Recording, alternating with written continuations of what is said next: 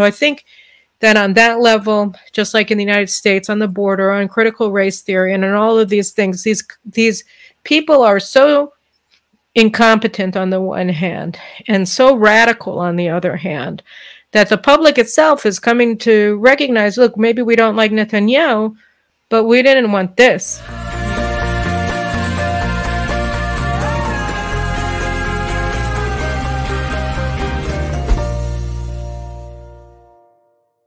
Folks, as you know, social media censorship is growing. The best way to support our video work for Israel is to subscribe to our video newsletter on pulseofisrael.com and to share our videos. If you are already a subscriber, then thank you. Shalom, shalom, Caroline. How are you today? I'm good, Avi. How are you doing? It's been a while. It has been a while. Crazy, crazy times. I imagine you, as me, taking a while to get our heads around this new crazy reality. It wasn't enough that we had this horrendous change from the most supportive government in America to one of the worst governments in America. And here in Israel, we have a very similar situation. So it's been some crazy times. It's true. I mean, you know, you just look at where we were a year ago and where we are today, and it's hard to imagine just how shattering the changes have all become for Israel internationally and at home. You know, they're starting a new thing, our new progressive overlords in our brand new government, where they want to have a committee for gender equality. And basically the idea is to start the whole anti-male indoctrination that they have in the United States introduced into Israeli schools. So we'll have to see how that pans out. And, you know, in all walks of life, basically what they're trying to do is socially engineer Israel in this new government. And they're wasting no time, which is unfortunate. But that's not what we're going to be talking about today. I mean, we can talk about how much, you know, how obscene it is that we have a prime minister with 6 Knesset seats in his faction and has no democratic legitimacy whatsoever for his legal party, I mean, for his legal government, but nobody wanted him to be prime minister, including most of his voters. So we could talk about that, but I think we should talk about something else because... Before we talk about the something else, can I just add in a note to what you were saying that even makes the situation much worse? Because you brought up a great example of this new progressive agenda they're going to be bringing in the government. What most people might not know, that progressive agenda was being pushed through the Israeli government and the educational system even when the Likud was in power. And the Likud, even having ministers of those ministries, like the education ministry, they were powerless to stop it from even growing under their leadership. And that shows the danger of the left, because even when they're not in power, they know how to abuse the bureaucracy because they're in it to push their agenda. And they're even more dangerous when they get the power of government and the budgets and the decision-making. So just for people to wrap their hands about how dangerous the progressive left is, I just want to throw that in there.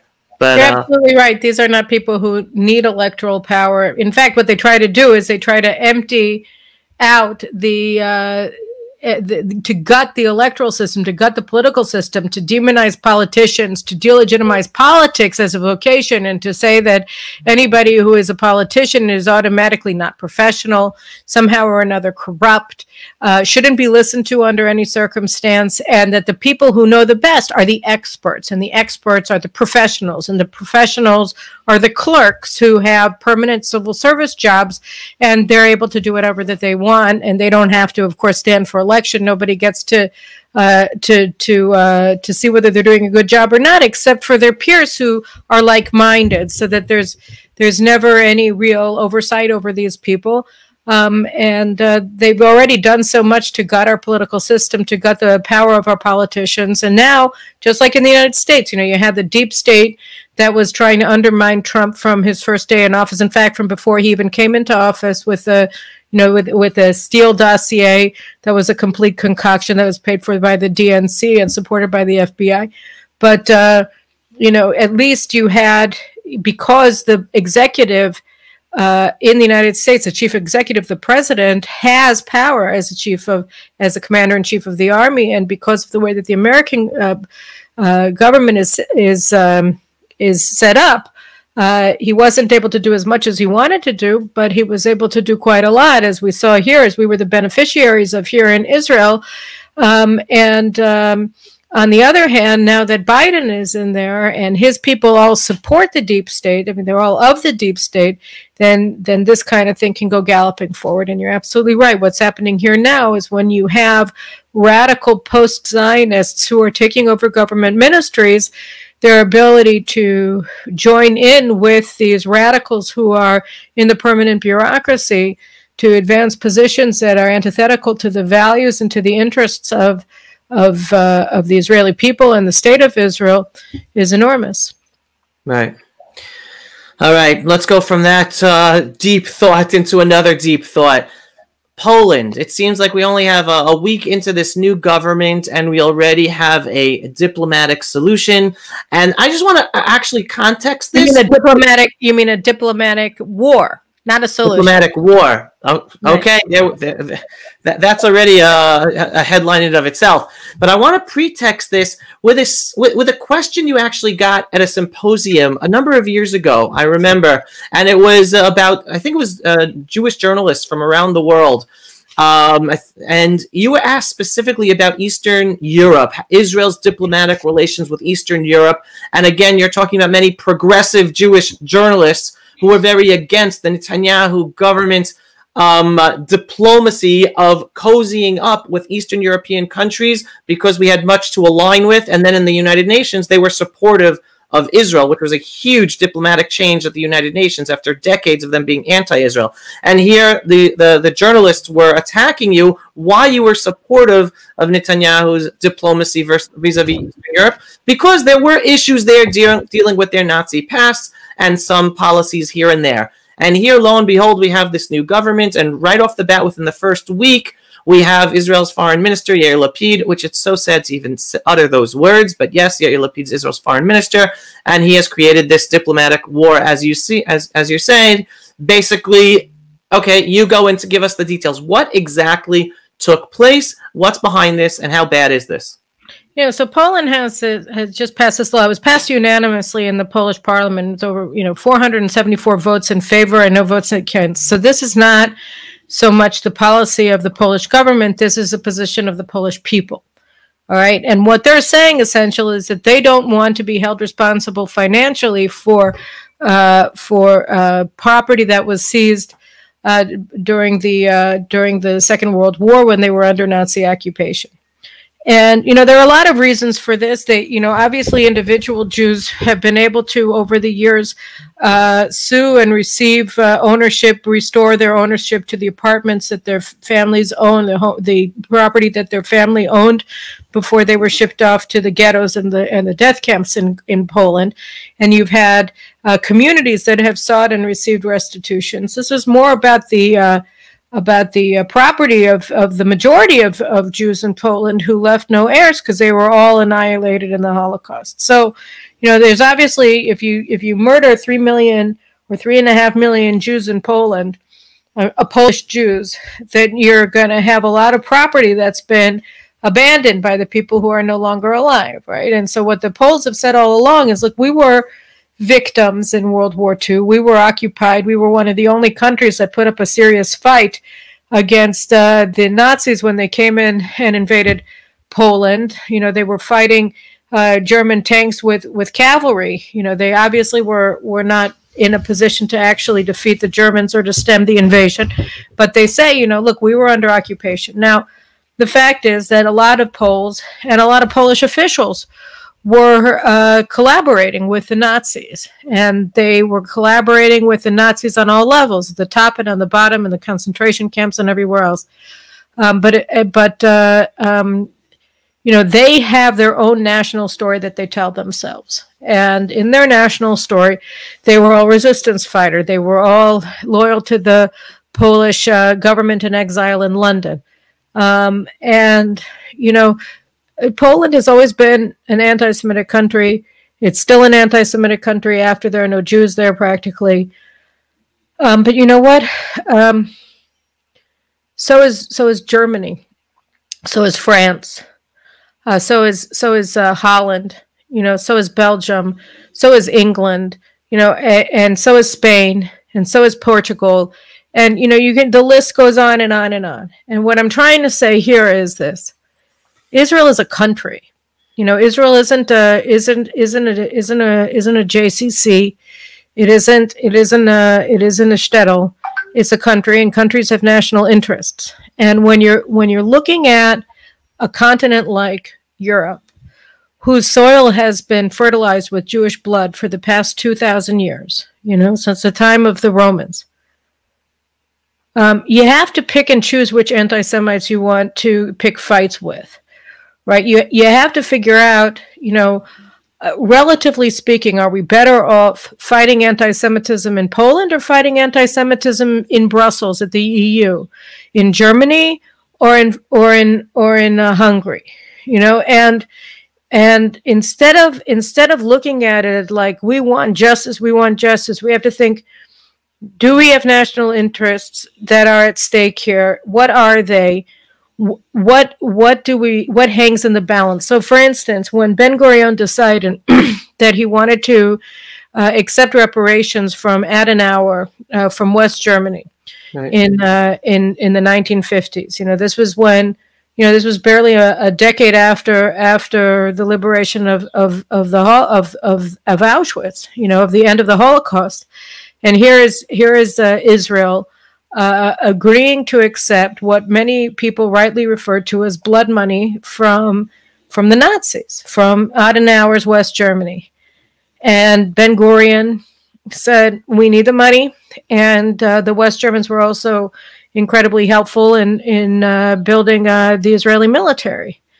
And various strategic systems inside of Israel that protected Israel from annihilation over time.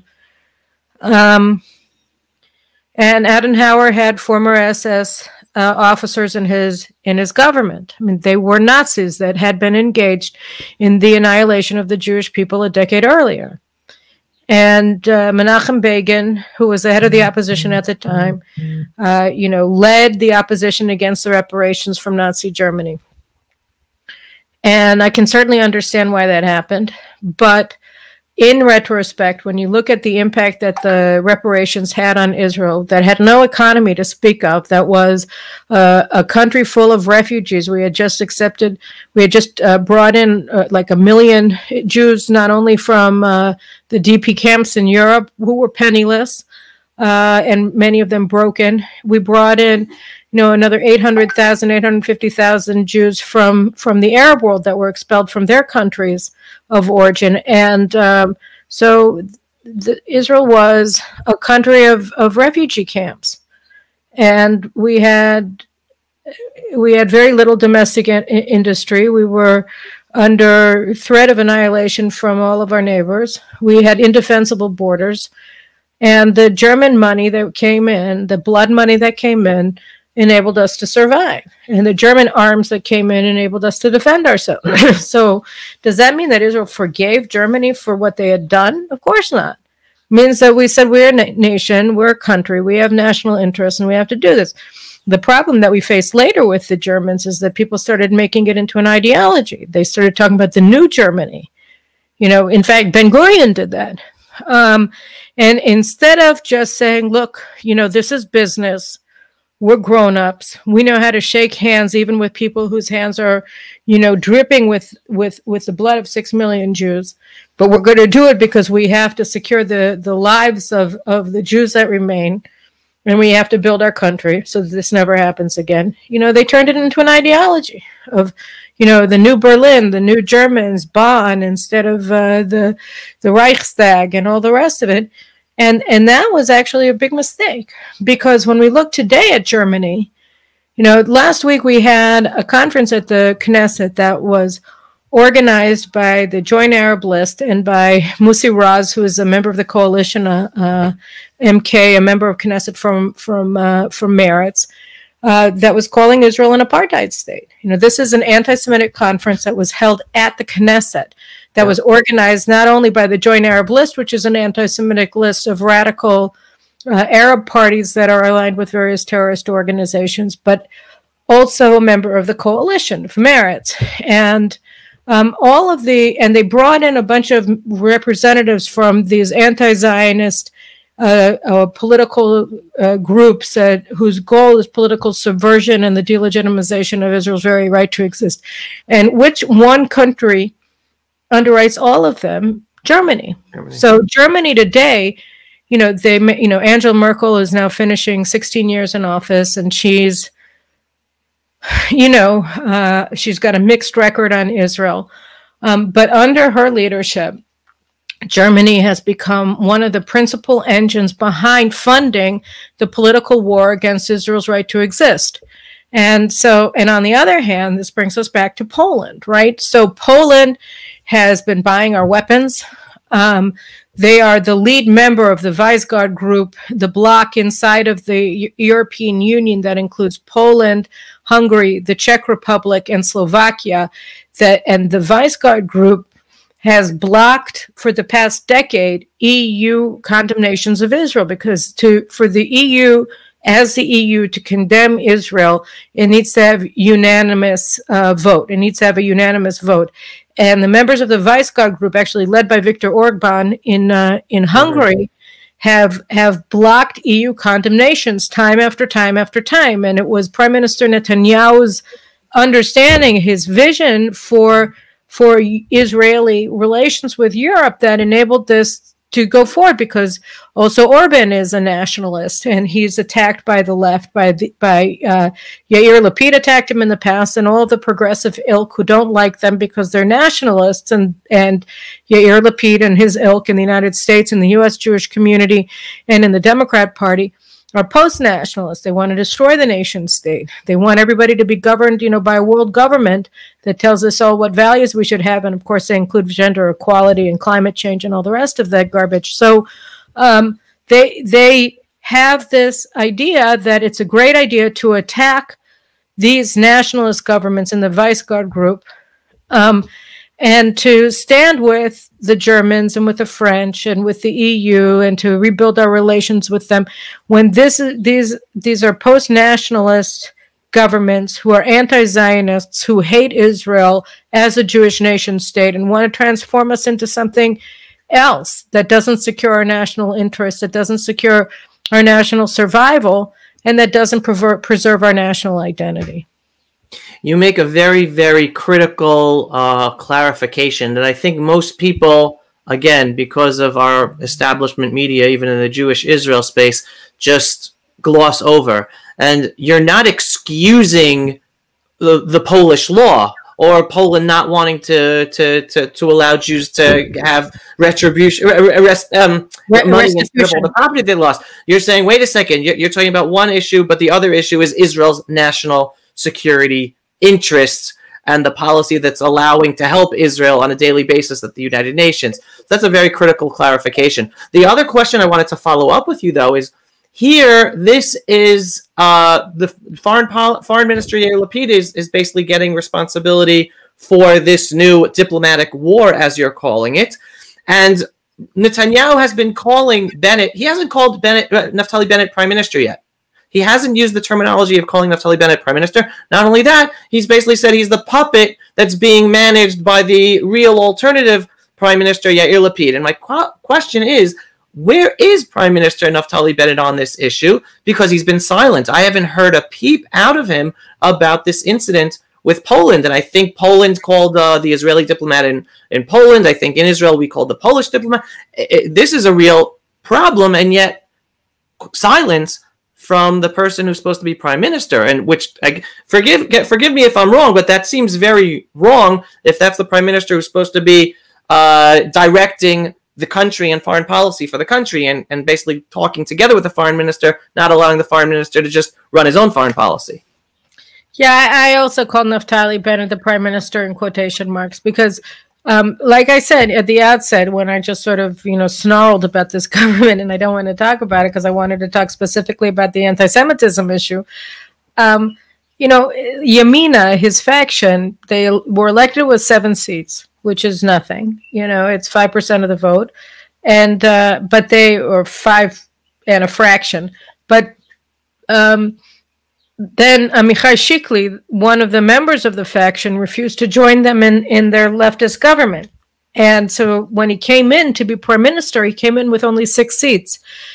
And here's the thing with him is that, the government itself, it has 61, the coalition has 61 members. It's a bare majority government. I mean, they have outside backing by another 6 members or whatever of the Joint Arab List, the radical, openly terror supporting faction of the government. There's another terror supporting faction of the Arab community, the United Arab List, RAM, which is actually a member of this government. But you have Naftali's 6. You have Gideon Sa'ar's 6. He's, the breakaway former Likud minister who has decided to devote his life entirely to demonizing the Likud and Netanyahu. And they're both ostensibly on the right. So that's 12. So that's 20% of the coalition. Then you have 75% of the coalition are center-left or far-left parties. And then the last 5% of the coalition is the Islamist party, RAM, the United Arab List. So you're saying that the prime minister has control over 10% of his coalition, 20 if you want to add Gideon's 6, and they have nowhere to go back to because they cut their branch off from the tree of the nationalist bloc that they were members of. And what they did is reasonably considered a crime by members of that bloc who have been betrayed, including most of their voters. In Naftali's case, almost all of his voters. So they don't have anywhere to go back to. So they're ostensibly, specifically Naftali, is a hostage of his own government. He can't leave. He has nowhere to go. He cut himself off from the past. He has no future. All he has is the present, where he gets to call himself prime minister, but he has no power. And in the coalition agreement itself, Yair Lapid, who's the foreign minister and will become prime minister if this government survives in 2 years, he holds all the power. He controls 75% of the government, and in their agreement, Lapid is in charge of foreign affairs. I don't know exactly what Naftali is in charge of, but he's not in charge of foreign affairs. He's not in charge of Israel's relations with the United States, and the prime minister in Israel is always the guy who's in charge of relations with the United States. That's not Naftali, and so I guess Netanyahu is right not to call him prime minister because he's not. He's sitting on a seat. He has a Twitter account that calls him prime minister. He has a Facebook page that calls him prime minister, but he doesn't have any power over anything. And that's why we're not hearing anything about this issue with Poland. I don't know that he would be that helpful either, because he's also a very shallow thinker. I mean, part of it is also that people don't really understand. It's a shiny object that people chase, right? Oh, the Poles said something terrible about the Jewish property, or they don't want to give restitution in Jewish property. And they're also very paranoid. They think, partially because they're anti-Semitic, that they think that if they allow demands for restitution to go forward, then it's going to bankrupt them. So they have this whole, they have a wild imagination about this that has been fed for generations. They're terrified of it. And, the Poles, I am just reading in my spare time for my own edification and a bit of escapism. I'm reading a great memoir by a Soviet defector from he was a KGB officer. And he's just talking about it in the book about how incredibly pivotal Pope John Paul was and the Solidarity movement was in Poland for defeating the Soviet Empire. And I mean, it began with the Solidarity movement in Poland in 1979. And that was, of course, inspired by Pope John Paul II, who was the Polish Pope. And so, the Poles have always been very nationalists. And it's only really been, they had an interwar year independence for, about 20 years between World War I and World War II. And then they were stomped on by the Nazis, and then they were quashed by the Soviets. And so, they're very, very, protective of their national identity and of their independence. And, people, they're anti-Semites. Yeah, they are, duh. But they also have things that they want to protect. And, you can't really blame them for that. And I don't want to sound like an apologist for the Poles. I'm certainly not. But, just like you have to look at where everybody is coming, when you're going into diplomacy, when you're dealing with other countries, you have to also put them into their own domestic context, what it is that is making them tick. And one of the things that Netanyahu was able to do well was that he, his whole concept of diplomacy for Israel is that you have to go to people where they live. You have to see what they need. You have to cater to other people's needs and think about where your interests with them merge so that you can build up your own position diplomatically, internationally, so that you can expand your own economic ties into the world. And you do it on a very sound basis, which is mutual interests. And that's why he was so successful, because Israel has a lot to offer the world. And when we go out and we look at where people are, whether it's politically or ideologically, or whether we're looking at it from the perspective of the Eastern Mediterranean gas deposits, that, Greece was one of the most anti-Israel governments in Europe for years.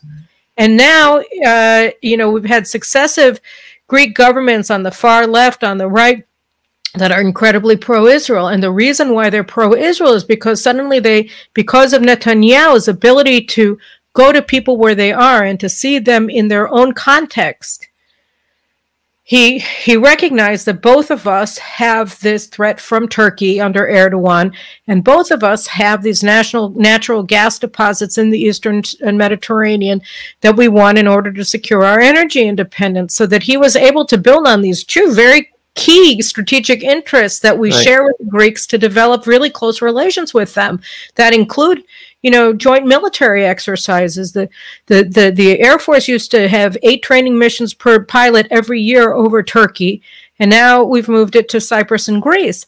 So, and this is the kind of thinking that we need. But Naftali Bennett, I know him personally, he's a very, very superficial thinker. And Yair Netanyahu, Yair Lapid has the sophistication of a television entertainment host on, of an entertainment show. He's like Donny Osmond. He doesn't have any depth whatsoever. He never even graduated high school. So, the fact that he looks good on television, although I don't think he looks that good anymore, doesn't make him a deep thinker. These people don't understand anything. Basically, you're referring to knee-jerk diplomacy as opposed to deep thinking, strategic thinking diplomacy. And following what you're saying, the other thing people don't understand, or they misinterpret, especially many Westerners and many Western Jews, when they look at when they scare themselves of the nationalism of Eastern Europe, they're missing the context of what's going on in all of Europe. Meaning, Western European countries are self-destroying themselves because of their progressive, open borders that are destroying their cultures, destroying their societies, etc. And the nationalism in Eastern Europe is to protect their country so they don't turn into the self-destruction of the Western countries. And yet people are just so afraid of nationalism because of what nationalism represents without the bigger context of what's going on in the world, specifically Europe, and they come out against. And it's very sad. So let's go into the second part, which is, here we dealt with this diplomatic war, as I'm using your headline term, with regards to Poland, choosing those anti-Semites. And then we're dealing with this new government's appeasement of the Democratic Party in the United States. Right. So, I talked about this also in my article from last Friday in Israel Hayom. You, again, here, one of the things that, I found really, really, I don't even know what unforgivable, I guess, is the term that comes to mind, although it was an outrage, was that Barry Weiss, who, is widely viewed as a champion of Jewish rights in the United States and in the fight against anti-Semitism, she wrote a book called How to Fight Anti-Semitism that came out a couple of years ago. And I thought that she did something absolutely outrageous, which is that she drew a moral equivalence between right-wing anti-Semitism and left-wing anti-Semitism, which would have been fine, except that she demonized President Trump as an anti-Semite without any cause and without any proof. And she didn't need proof because she had no footnotes in her book. And the reason why I found this to be an outrage, and the reason why, since then I really haven't been able to respect her as a thinker, even though I'd like to, because she does do good things on critical race theory and other issues, is because it sets up a fundamental lie that enabled American Jews to ignore and cultivate groups inside of their political camp of the left that pose a grave danger, maybe even an existential danger to American Jewish life. And those are progressive anti-Semites. Because President Trump is not an anti-Semite. He never was an anti-Semite. He never facilitated anti-Semitism.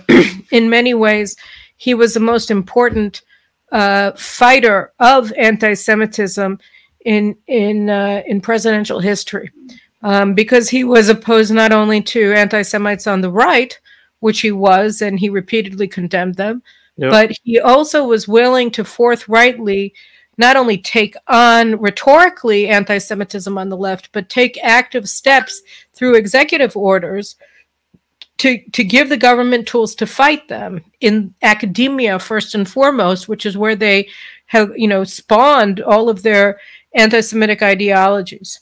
And this was, and so by castigating him as an anti-Semite and joining the mob of demonizers who claimed that that Trump was a Jew hater, she gave credence to this idea, and she did it. And I understood it was a very deliberate action on her part, because she wanted to. Maybe she believes it, which would be terrible, but assuming that she doesn't believe it because it's not true, then she used it to then build up credibility for the second half of the equation, which was to attack progressive anti-Semitism. But here, too, she did it with kid gloves, because she was talking to people who didn't want to hear it. And that's the problem, is that, that just as, Yair Lapid has said nothing against German anti-Semitism and German anti-Zionist anti-Semitism, which is worse, right? And by the way, and again, you're referring to the government, German government money that's going to undermine Israel every day to all the nonprofit organizations that are fighting Israel. Yeah. Millions and millions of dollars or euros every year. And there are people in Germany, like the Bundestag passed an anti-BDS resolution several months ago. And the spearhead of that resolution was the far-right AfD party, which, is probably anti-Semitic, but they're pro-Israel. And so it's one of those things where you say, well, how are we supposed to even look at this? But the point is that the people who are protecting and defending the Jewish people's right to self-determination and freedom, and our right to self-defense today, are on the right. It's simply true. And so by castigating President Trump and his supporters and Republicans, who are really the heart and soul of American support for Israel, and the evangelicals, of course, are the backbone of that Republican support. By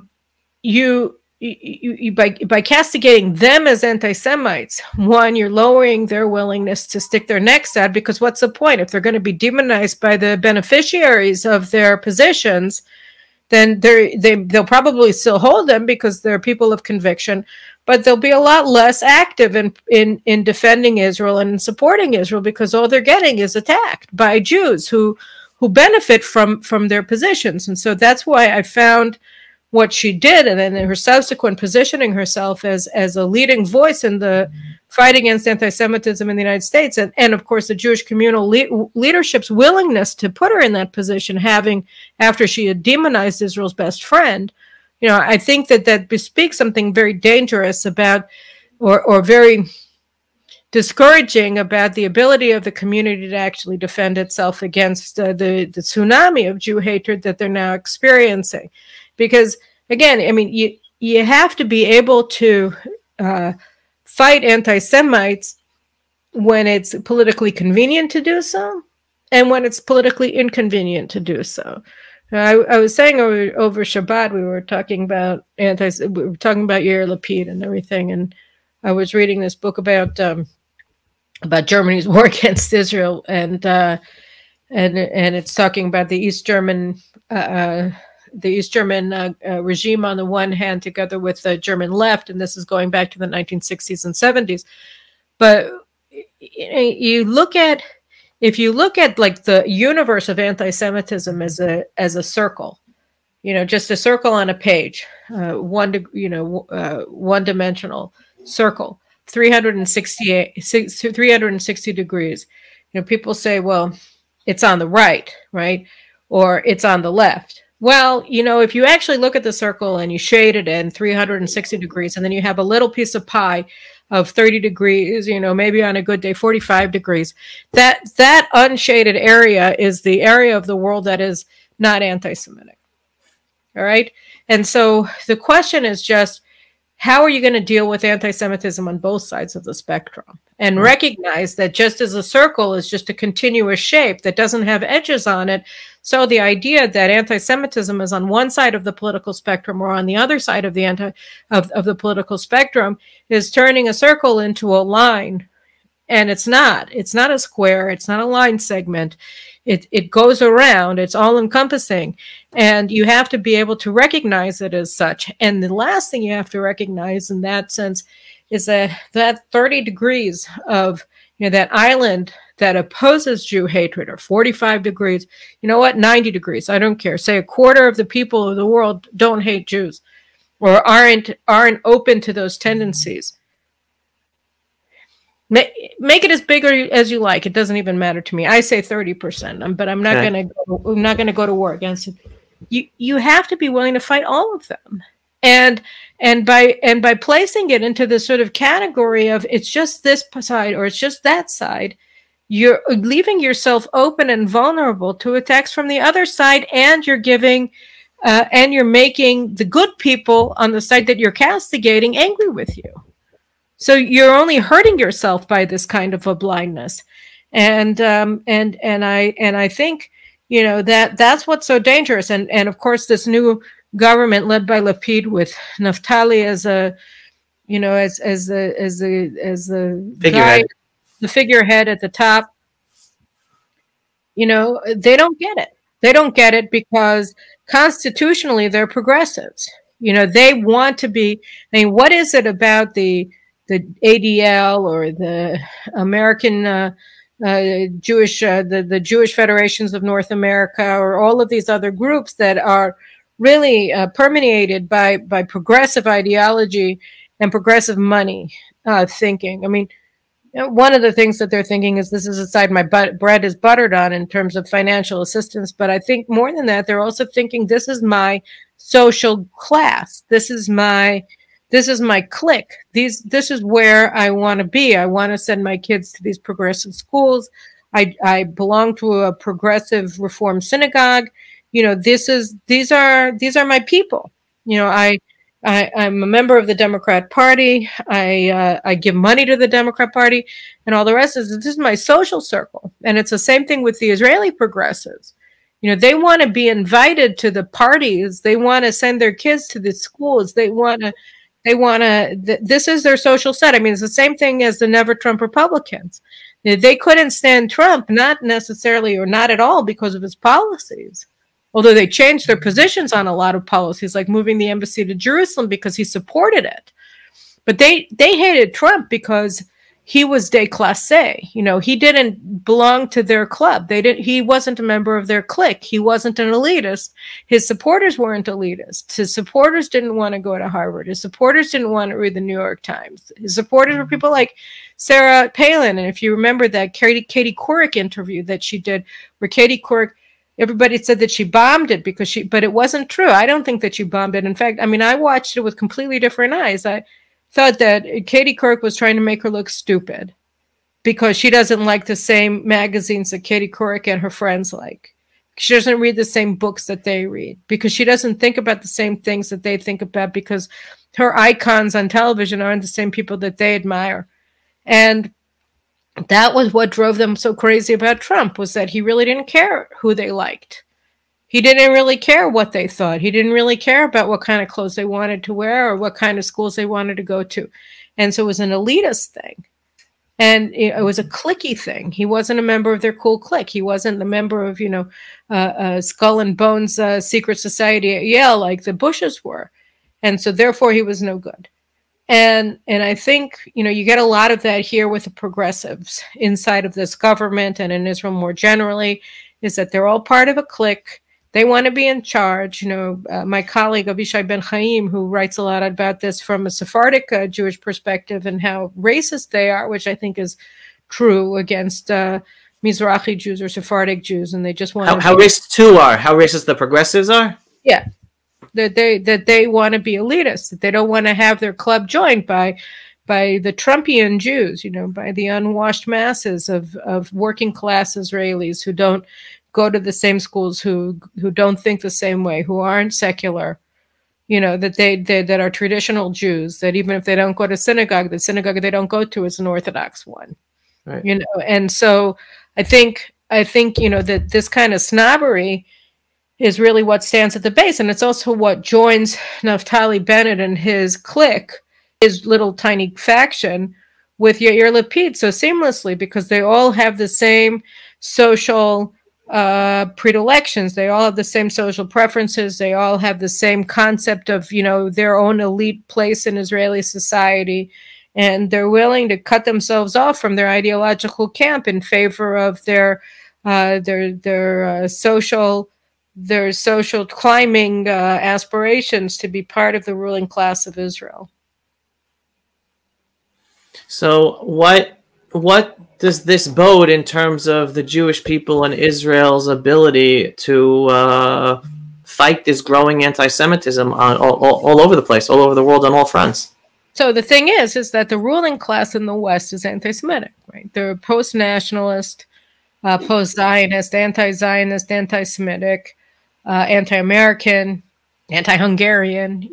They're against nation states. They're against people who want to live their own lives and to cultivate their own national identity, whether it's Jewish or American or European or Hindu. In India, they hate Modi, right? And so if you want to be part of this ruling class, if this is what your aspiration is, then you're going to endanger your country by definition. The United States, Biden is endangering the United States, right? He's placing them under the stranglehold of all of these global warming regulations that are going to destroy industry. And in the meantime, they're perfectly willing to accept commodities and products, imports, electric cars, what have you, batteries, semiconductors from China that are built by slaves in ecological nightmares. But that's okay, and they're willing to put the United States under the governance of UN institutions and of the Paris Climate Accord thing, and open up America's borders, because who are the Americans to decide who can and cannot be an American? The same thing here, where you have all of these NGOs that now have representation inside of this government who don't think that Israel should enforce our immigration laws towards illegal aliens from Eritrea and Sudan who are living by the thousands in South Tel Aviv and taking over working class neighborhoods. So, you have grave parallels between the ruling class in America, in Israel, in Europe, and all of them at the end of the day are working against the interests of their country of perpetuating its existence as a unitary nation state. And of course, anybody who doesn't want this to happen, who is a nationalist, who wants to preserve the national identity of his country, is immediately castigated as a racist. Is there any positive we could end with for the readers today, Caroline? Yeah, I think that I don't know. Can this last? Can this government in Jerusalem last? I suppose it can. Because you have a lot of people joined together by their own personal interest in power, in position, in prestige, and they don't want to go anywhere. And like I said, Naftali has nowhere to run to, because he's burned his bridges to the political camp that built him up. So That's true. But I also don't think that you can repress the public for so long. I mean, the Israeli people, and I would say the truth is the same with the American people, are very patriotic, and we don't want this to happen. And by the way, the public already sees how completely incapable the government is of protecting our own national interests. So in the United States, of course, you have over 1 million people who have crossed the border from Mexico since Biden came into office, and here you see it with the citizenship law, right? Because what is a citizenship law? And I think with this we can just end it, is that in the 1990s, during the Oslo years, you had this Palestinian effort to massively increase the Arab population of Israel through marriage. So you had, because you can, especially among the Bedouins where polygamy is allowed, you had Bedouins in the Negev in Israel South marrying multiple wives from Gaza, from the Sinai, even from Saudi Arabia, and from the Hebron area in Judea, and having, some of these men were having 100 children, right? And so, and inside of the Arab villages in the Galilee, which are across from Tulkarm and across from Jenin, in the Palestinian Authority, you had tens of thousands of Palestinians who were marrying Israelis, getting Israeli citizenship automatically through marriage. And many of them were still living in the Palestinian Authority areas, but they had Israeli identity cards because they had married Israelis. And what they found was that the two things. One, it challenged or endangered Israel's Jewish majority. Over time, it would have done so more. But more to the point, these Palestinians who had Israeli citizenship were 3 times more likely than Israeli Arabs to commit terrorist attacks. So it became an issue when we were having suicide bombings all the time. And then you had more and more people who were holding Israeli identity cards, whether they were resident inside of Israel's sovereign territory or whether they were living in the Palestinian Authority ruled areas, that were committing suicide bombings in Israel. And so when the Sharon government that was in charge at the time recognized what was going on, the Minister of the Interior, Eli Yishai, passed this regulation that barred them from receiving Israeli citizenship on the basis of marriage. And then, you had conditions that had to be fulfilled in order for non-Israeli spouses from enemy countries to receive Israeli citizenship. And because it's a regulation and not a law, it has to be reissued and repassed by the Knesset every year. Okay, and this has never been a problem because Israeli governments from 2003 on have not been suicidal, have not been dominated by post-nationalist elements. Even, the Olmert government, which was a left-wing government, was not dominated by post-Zionist elements. So nobody had a difficulty passing this in the intervening 18 years. But now on July 7th, it expires, and so it has to be renewed.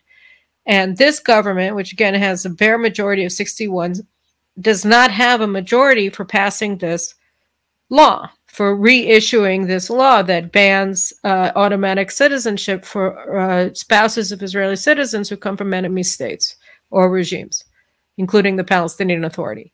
And so RAM, the United Arab List, that are aligned with the Muslim Brotherhood, doesn't support it.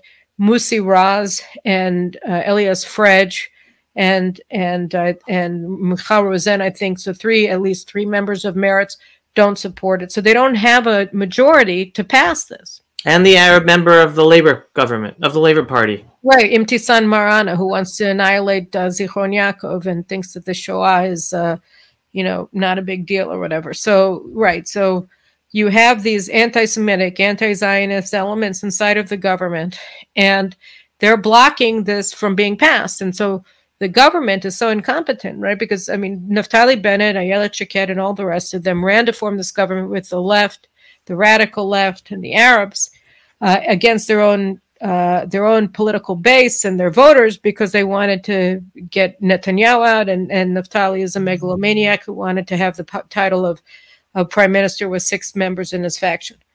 And so they're now whining and saying that the Likud is unpatriotic because it won't back them in passing this law in the Knesset. And they say, how dare you, you're unpatriotic, you're evil, you're anti-Zionist because you won't pass this law. Well, you guys were the ones who formed the government with anti-Zionists, and that's why you don't have a majority.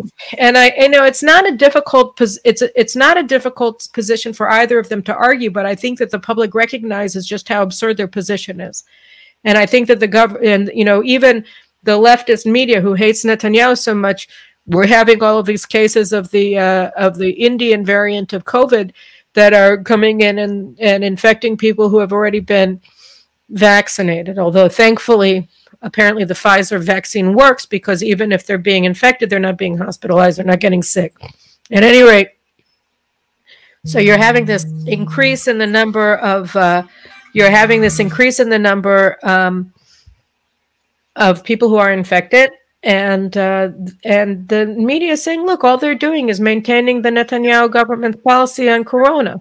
And it's true, because the policy itself was just a common sense policy of, you know, you only place restrictions when the hospitals start filling up in the COVID wards, and you're about to have a collapse of the medical system in Israel. And that's not what's happening now. So if you have 200 new cases a day, but almost none of them are sick, then treat it like the flu. You know, so Naftali spent the past 2 years screaming that, or a year and a half screaming that Netanyahu didn't know what he was doing with corona. He wrote the stupidest book in history, you know, that's aged worse than any other book in history, how to defeat a virus. And now he's there after claiming that Netanyahu failed everything, just implementing his policies and not doing it as well as Netanyahu did. So I think that on that level, just like in the United States, on the border, on critical race theory, and on all of these things, these people are so incompetent on the one hand and so radical on the other hand that the public itself is coming to recognize, look, maybe we don't like Netanyahu, but we didn't want this, you know, and so he looks better. And I think that the same is true with Trump. Trump himself has, you know, additional issues because he's so flamboyant and so controversial, and also not as effective, frankly, as Netanyahu for many reasons. I mean, Netanyahu is a professional politician who knew how to run the country, and Trump was a businessman who had never even spent a night in Washington before he moved into the White House. And so, you know, there are a lot of differences between the two, but I think that the Republicans also have a very good chance of taking back the House in 2022 because of the overreach of the Biden administration. And I think that this government is already teetering, and it may continue on teetering forward for 4 years, or it may teeter itself out of existence within a half a year. We don't really know. Yeah, I agree. I call what we see both in Israel and in America a wake-up process, where because the progressives have gotten into power in both of our countries, even many people who've supported this progressive agenda, little by little, they are waking up to see how dangerous it is to society on a national level, family values level, religious level, and as well to a national security level. So again, as a believing Jew, seeing that everything is, even horrible things, and again, this government, I believe, is a bad government. Hopefully it doesn't do anything so bad, but it's a bad government. But it's the chance for people to wake up and see how dangerous it is and how lucky and blessed we were with a Netanyahu government. Whatever complaints anyone would have had from left or right against Netanyahu in terms of protecting Israel as a society and on the international level, people are going to be missing him big time. So it's a wake-up process. No, and I'll just say one last thing on that, which is, you know, Barry Weiss, who I was just attacking because of what she said unfairly about Trump, you know, she's also playing a role, right, in getting Democrats to wake up to just how horrific the progressive ideology is, you know, that progressivism is not liberalism, and that what AOC and Nancy Pelosi, to a very large degree, are pushing forward is anti-human. It's unhuman. It's inhuman. It's against human dignity. It's against human nature, and it's wrong. And so I think, you know, everybody has a role to play in this awakening process, you know, and I think. Yep. I think you're probably right. The problem is we're going to pay a big price for having believed the media that has really been engineering our consciousness of the people to think that black is white and white is black, to think that Netanyahu was a failure and a danger to the country when he wasn't, and to think that that bringing in a post-nationalist government in the United States, a radical progressive government in the United States, and an anti-Zionist government in Israel was going to be the solution to the problem. Yeah, and it's so a price that did not have to be paid. We are all going to be paying it, and then hopefully enough people wake up and we change things around. Caroline, it is always a pleasure talking to you and refreshing hearing your clarity that so many people, one, need to hear, and two, want to hear, because it's such a confusing world. And again, we're all being brainwashed by the establishment media, and we're not hearing these messages enough that are telling us what's really going on and how to be optimistic, yet by being attuned to the dangers. So thanks again, Caroline. Always a pleasure. Right back at you. Take care. Bye-bye. Everyone signing off, the eternal and ancestral homeland of the Jewish people, the Judean hills. Shalom, shalom. Pulse of Israel, frontline videos from the Holy Land. Support our work by donating today.